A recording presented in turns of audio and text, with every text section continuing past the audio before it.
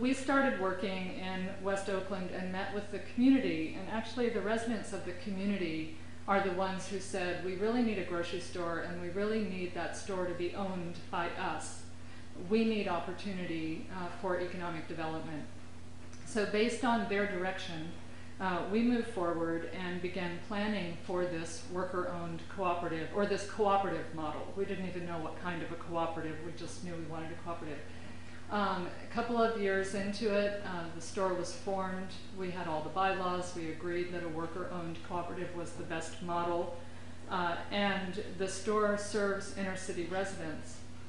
One of the caveats of the structure of the market was that we support marginalized and minority and under-resourced farmers. So that actually went into the culture of the planning of this store.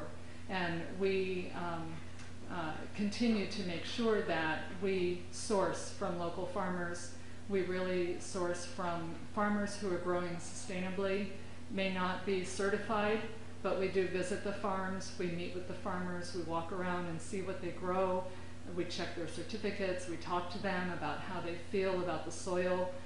So we really reach out to farmers who are generally working 7 days a week in farmers markets to make their living.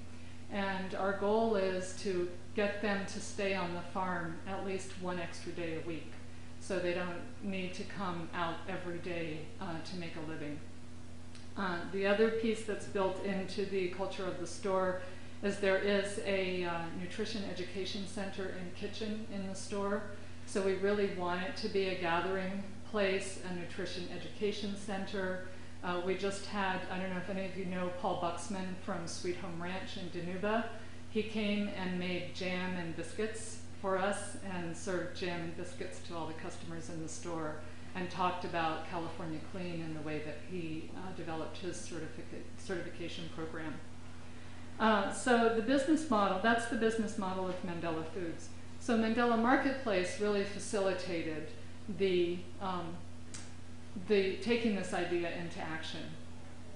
We decided once the store model was created, we looked around the table and said, how can low-income people own a business? They have no collateral, no credit, no access to money. So we formed Mandela Marketplace, nonprofit, to access dollars to help open the store.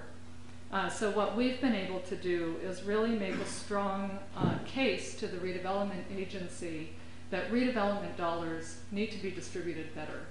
And we were able to access, we are, West Oakland, where the store is located, is a redevelopment area. It's also an enhanced enterprise zone.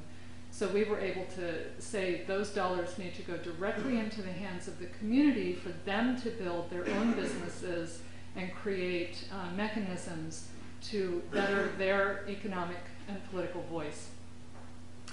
So because of the relationship with the nonprofit, we were able to really work on redevelopment and get those dollars out of them, which we thought was going to have to come to the nonprofit. But at the end of the story, the money actually was able to go directly to the store. And so Mandela Foods Cooperative was able to access $250,000 from the redevelopment agency to do the build out of their store. Also, because of our partnership, there's a Oakland Business Development Center that provides loans to small businesses. They felt, even though we didn't guarantee the loan, they felt because we were a parent company to the store and we were a pretty stable nonprofit, they felt comfortable loaning money to this worker cooperative of low-income residents. So it was really a coup for us to have, you know, a more mainstream loan organization. First of all, loan money to a worker-owned cooperative, which is a challenge, and second of all, to 8 people who have no collateral and no money. And they were able to secure about a $200,000 loan from OBDC.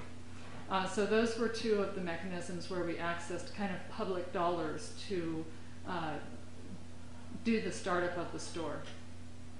We also, as the nonprofit, we were given a grant by the city council member for the district where the store is of $100,000 for startup and operations. And so that money came to the nonprofit for us to use in whatever way we needed to use to support the store. But it had to go to the store. I couldn't use it for any other projects. The other financing has really been, foundation financing. They made it very clear we're not in the business of starting businesses, and we don't really want to set a precedent in the foundation world for everyone who wants to own a business to come to us for the startup money. But what we were able to do is access foundation grant funding for training, for hands-on training, we have senior produce markets that we do at senior centers and senior residential facilities. So we were able to finance the operations of those and then give hands-on training to the worker owners to operate those booths. We were able to enroll the worker owners in nutrition education classes. We developed a curriculum for entrepreneurship.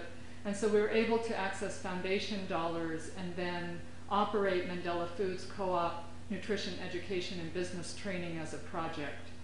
And so in that way we were able to provide funding to support that aspect of the store startup. What else did we do? Some of the important things, some of the important aspects of where we are, where the store is located. It is a Hope 6 project, which means that this was a housing project that was redeveloped into mixed income housing with retail downstairs.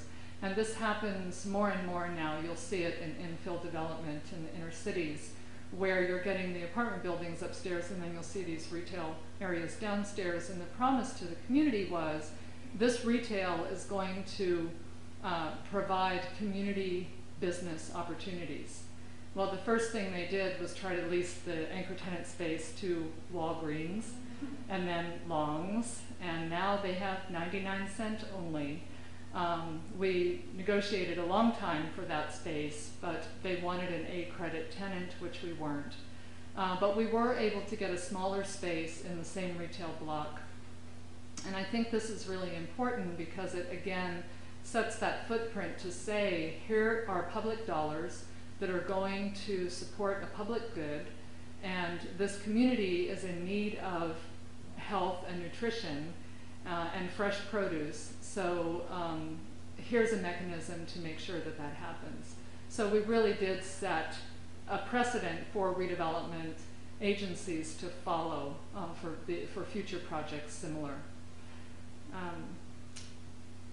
Currently, we have received a grant from the state of California from their Nutrition Network funding. And I was able to write the worker owners of the store into the grant proposal because we're training them for 3 years to be nutrition educators. So, and to create software that we can put into their point of sale system so that we can begin to track customer behavior. So what we're trying to capture is people who come into the store, kind of their purchasing habits, and then try to correlate that to them being frequent customers who attend the nutrition classes, and how their shopping patterns change over time. So we're in the process working with some software developers now for developing a software program to put into the point of sale computers.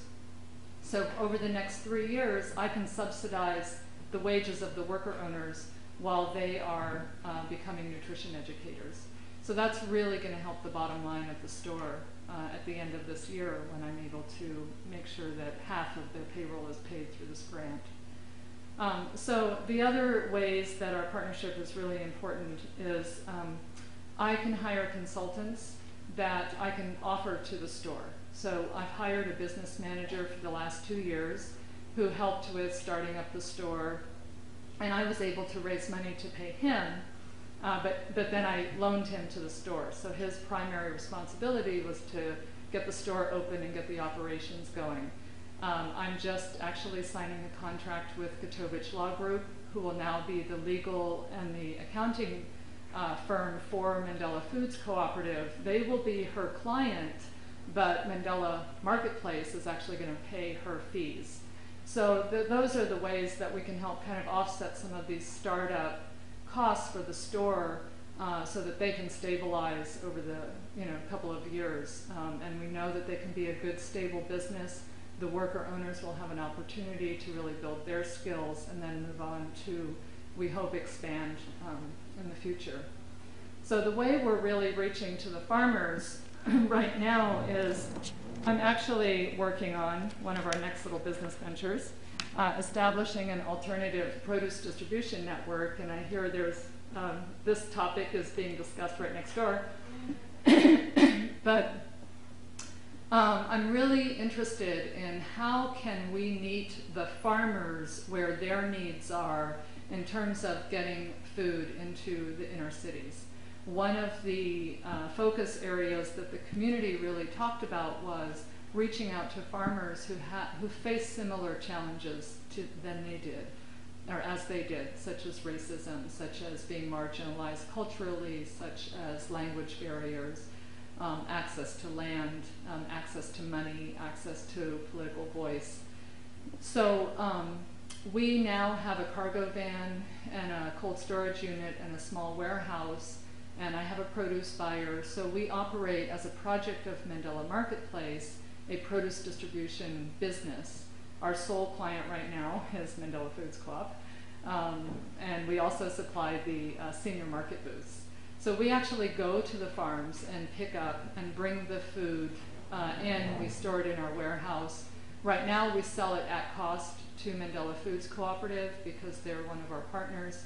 But in the future, our plan is to begin to look at how can we do a similar pickup and sale, but begin to mark up on our end so we can sustain a produce distribution business. Sometimes, what that does for the farmers is, I know if you're going to access more of a mainstream distribution channel in the regular distributors and the trucks, there's certain ways you have to package. Your produce has to all look a certain way. It has to be boxed a certain way. But because we bring direct from farm to retail, we kind of found a loophole. So I can call the farmer and say, I want a box of chard, and they can just throw chard in a box and give it to me. It doesn't have to be bundled or the same size or cut a certain way. So I think that's a great benefit on the production side, because then that reduces the time that you have to spend in labor and also in buying certain types of boxes. So that's a project in the making. So far we are working with farmers primarily Salinas and Watsonville area and Cape Valley. And we will be, in the next month or so, stretching out into the Fresno area a little more. I know a lot of farmers in the Fresno area that we really want to work with. It's just a bit of a farther stretch for us at this point, and in particular the amount of food that we buy. We buy about 8,000 pounds of food a month right now.